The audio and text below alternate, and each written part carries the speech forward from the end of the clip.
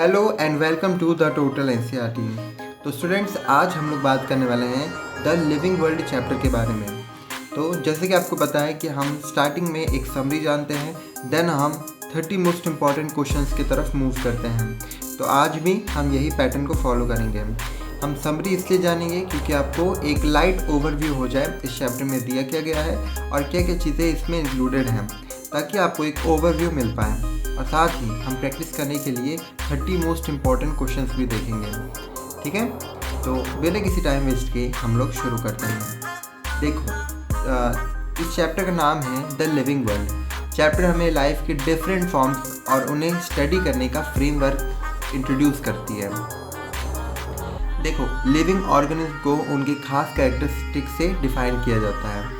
जैसे कि कुछ मैं पॉइंट्स बता रहा हूँ, जैसे ग्रोथ यानी वृद्धि, reproduction, metabolism, cellular organisation and consciousness. ठीक है, कॉन्शियसनेस मतलब अपने एनवायरनमेंट को सेंस करना और रिस्पॉन्ड करने की क्षमता। अर्थ की बहुत सारी बायोडाइवर्सिटी यानी जीव विविधता को मैनेज करने के लिए साइंटिस्ट क्या करते हैं, एक टैक्सोनॉमी सिस्टम का यूज़ करते हैं और ये सिस्टम इसी के लिए इन्वेंट भी किया गया है। इसमें ये स्टेप्स होते हैं, जैसे कि किसी भी स्पीसीज को पहले आइडेंटिफाई करना, ठीक है, देन नॉमेनक्लेचर यानी कि उसका नामकरण यानी नेमिंग करना उसकी। तो किसी भी स्पीसीज को आइडेंटिफाई करके उसका नॉमेनक्लेचर किया गया, ठीक है, उसको नाम दिया गया, देन उसको क्लासीफाई किया जाता है डिफरेंट फॉर्म्स ऑफ कैटेगरी में। ठीक है, तो ये कुछ 3 स्टेप्स होते हैं टैक्सोनॉमी के, जो कि बहुत ही इंपॉर्टेंट है। ये सब क्वेश्चन आते हैं पेपर में।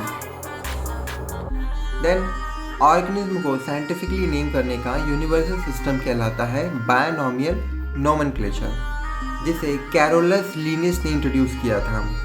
हर स्पीसीज का एक 2 पार्ट साइंटिफिक नेम होता है। जैसे कि लेट्स से हम लोग एग्जांपल ले लेते हैं मैंगो का। तो मैंगो का होता है मैंगीफेरा इंडिका। अब इसमें भी देखो, जो जीनस का नेम होता है वो हमेशा कैपिटल होता है, मतलब जो ये मैंगीफेरा है, ठीक है, ये जीनस का नेम है। और जो स्पीसीज का नेम होता है वो हमेशा स्मॉल लेटर से लिखा जाता है, जैसे कि इंडिका। तो ये मैंगीफेरा इंडिका ऐसे शो हो रहा है, ठीक है, और दोनों ही नेम्स को इटैलिकली लिखा जाता है। ठीक है, और देन ऑर्गेनिज्म को एक हायरार्कियल सिस्टम में क्लासीफाई किया जाता है। ये बहुत इंपॉर्टेंट है, इसको अच्छे से समझना। जैसे कि species, genus, family, order, class, phylum, division और किंगडम। ओके, ये ऑर्डर हमेशा याद रखना, बहुत बार पूछा जाता है कि हायरार्कियल सिस्टम क्या होता है। तो जो टैक्सोनॉमी को समझने में हेल्प करता है, कुछ टूल्स जान लो। जैसे कि हम कभी म्यूज़ियम आप कभी विज़िट करो तो आपको वहाँ पे सारी चीज़ें दिख सकती हैं। बोटानिकल गार्डन आप विज़िट कर सकते हो। देन टैक्सोनॉमिक कीज, जैसे कि एक फ्लो चार्ट जो आइडेंटिफिकेशन में हेल्प कर सकता है। तो ये सारी चीज़ें हमें टैक्सोनॉमी को समझने के लिए हेल्प करती हैं। तो यहाँ होती है द लिविंग वर्ल्ड चैप्टर की समरी ख़त्म। अब हम लोग जानते हैं इसी चैप्टर के 30 मोस्ट इम्पॉर्टेंट क्वेश्चंस, जो कि आपको एग्ज़ाम में बिल्कुल करके जाना चाहिए। और मैं एक बात और बता दूं, सिर्फ यही चैप्टर नहीं, हम हर चैप्टर के, हर क्लास के इंपॉर्टेंट क्वेश्चंस आपको डेली देते जा रहे हैं। तो कुछ नहीं करना है, बस इस वीडियो को एंड तक देखने के बाद द टोटल एनसीईआरटी को कर लेना है सब्सक्राइब, एंड देन कमेंट करके मुझे ज़रूर बताना कि आपको ये वीडियो कैसा लगा, और अपने एक फेवरेट दोस्त को इस वीडियो को शेयर भी करना है। तो शुरू करते हैं। सबसे पहला क्वेश्चन है, Who proposed the binomial nomenclature system? ये जो क्वेश्चन है ये नीट 2023 में आया था और 2019 में भी आया हुआ है, ठीक है, और 2016 में भी ये क्वेश्चन सेम क्वेश्चन रिपीट हुआ है। तो इसको स्किप करने की गलती बिल्कुल भी मत करना। अगर मैं नीट का बता रहा हूँ आपको, मतलब नीट एग्ज़ाम में अगर ये क्वेश्चन रिपीट हो रहा है, मतलब ये बहुत इंपॉर्टेंट है। तो आपकी बोर्ड क्लासेस में भी ये सारी चीज़ें रिपीट होंगी, या फिर लोकल क्लासेस में भी। देन क्वेश्चन नंबर 2 आता है, what are the 2 components of a binomial name? ये 2023 में पूछा गया था क्वेश्चन। देन क्वेश्चन नंबर 3 आता है, which of the following is the correct way to write the scientific name of mango as first described by Linnaeus? आपको यहाँ पे ऑप्शन दिख रहे होंगे, ए मैंगीफेरा इंडिका, और बी मैंगीफेरा इंडिका, ठीक है, और सी मैंगीफेरा इंडिका लिन, ठीक है। ये 2019 में पूछा गया था क्वेश्चन, ठीक है, नीट के एग्जाम में। देन क्वेश्चन नंबर 4 आता है, which of the following is against the rule of international code for botanical nomenclature ICBN, okay, इसका शॉर्ट फॉर्म है। ये क्वेश्चन 2019 में पूछा गया है। क्वेश्चन नंबर 5 आता है, the house fly belongs to the blank family, इसका आंसर देना है। ये 2023 में और 2021 दोनों साल रिपीट हुआ है नीट के पेपर में, ठीक है। तो नीट के पेपर में रिपीट हुआ है मतलब आपको इसको ज़रूर करना चाहिए, क्योंकि नीट लेवल पे पूछा गया है, मतलब ये बहुत इंपॉर्टेंट क्वेश्चन है। Then question number 6, what is the correct hierarchical arrangement of taxonomic categories in ascending orders. मैंने जो आपको ऊपर बताया था वो सारी चीज़ें आपको यहाँ पे लिखनी है। देन क्वेश्चन नंबर 7 आता है इसके बाद, which of the following statement is correct. First है, biological species concept was given by Ernst Mayr. Option number 2, binomial nomenclature was given by Whittaker. Option number 3, photoperiod does not affect reproduction. And fourth option है, in unicellular organism reproduction is synonymous with growth. ये question 2016 में पूछा गया है, ठीक है। Then question number 8 आता है, which one of the following belongs to the family Mucidae। ये क्वेश्चन 2021 में पूछा गया था, ठीक है। देन क्वेश्चन नंबर 9 आता है, डिफाइन मेटाबॉलिज्म। ये शॉर्ट आंसर के लिए मैं अब आपको बता रहा हूँ, तो ये डिफाइन मेटाबॉलिज्म आपको शॉर्ट आंसर कैटेगरी में याद करना है। Then question number 10, does the mitotic cell division in amoeba represent growth और रिप्रोडक्शन। ये वेरी शॉर्ट आंसर के लिए है। क्वेश्चन नंबर 11 आता है, in a habitat contains 20 animals and 20 plant species in it, is it diversity और biodiversity. ये very short answer के लिए प्रिपेयर करना है। Then question number 12, what is a couplet in a taxonomic key. ये very short answer के लिए prepare करना है इसको। क्वेश्चन नंबर 13 आता है, what is the universal rules for writing scientific names. ये शॉर्ट आंसर के लिए प्रिपेयर करना है, मतलब कम से कम 4 लाइन। फिर क्वेश्चन नंबर 14 आता है, why is reproduction not considered a defining characteristic of living organism. ये लॉन्ग आंसर के लिए है, ठीक है, इसको लॉन्ग आंसर के लिए प्रिपेयर करना।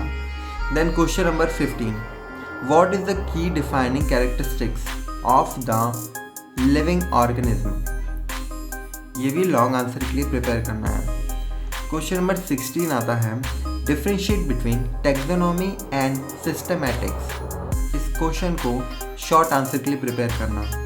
Then question number 17, what is a taxon, give examples. बहुत इंपॉर्टेंट क्वेश्चन है, ठीक है, ये short answer, very short answer के लिए प्रिपेयर करना है।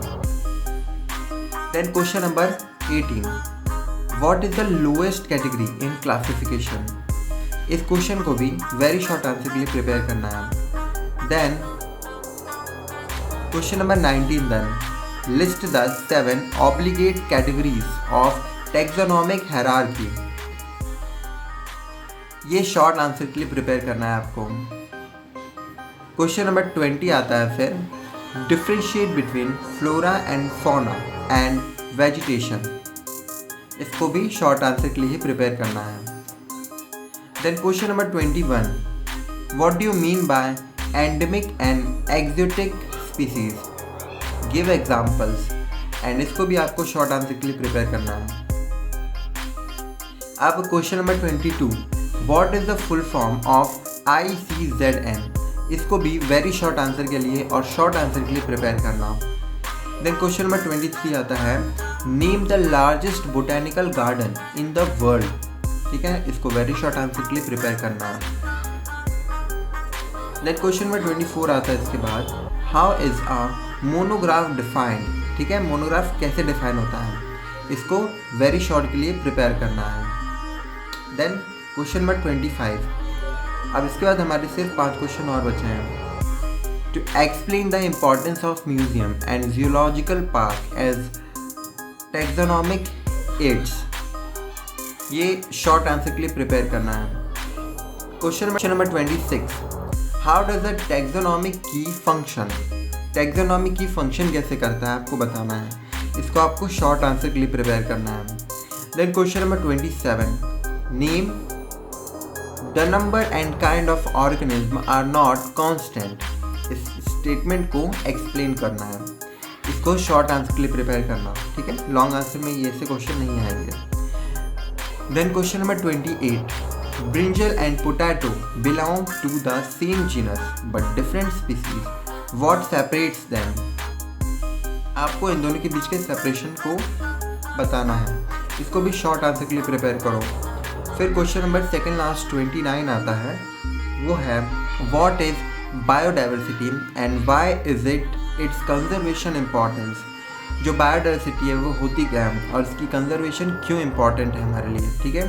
इसको बहुत अच्छे से प्रिपेयर करना फॉर 4 मार्क्स, मतलब कि लॉन्ग आंसर के लिए। क्वेश्चन नंबर 30 जो कि लास्ट क्वेश्चन है, वो है a person in a coma are they considered living or dead, ठीक है। इस क्वेश्चन को आप शॉर्ट आंसर के लिए प्रिपेयर कर सकते हो। देखो प्रिपरेशन के लिए मैं आपको एक चीज़ बता देता हूँ, सिर्फ फोकस करो ऑन NCERT, ठीक है। अच्छे से रीड करो NCERT टेक्स्ट बुक को, जितने क्वेश्चंस हो सकते हैं, ठीक है। जितने क्वेश्चन हो पा रहे हैं मैं तो आपको शेयर कर ही रहा हूँ, पर जितनी सारी चीज़ें हो सकती हैं उसको इकट्ठा करके उसको अच्छे से पढ़ो, ठीक है। रूल्स को मास्टर करो, हर चैप्टर का कुछ ना कुछ रूल्स होता है, ठीक है, उसको आप अच्छे से मास्टर करो। रूल्स मतलब कुछ इंपॉर्टेंट पॉइंट्स जिसके ऊपर पूरा चैप्टर बेस्ड होता है, तो उसको देख लोगे तो बहुत हेल्प हो जाएगी आपकी। देन प्रैक्टिस करो डेफिनेशंस को, बी क्लियर ऑन की definitions like metabolism, taxonomy etcetera, biodiversity, ठीक है।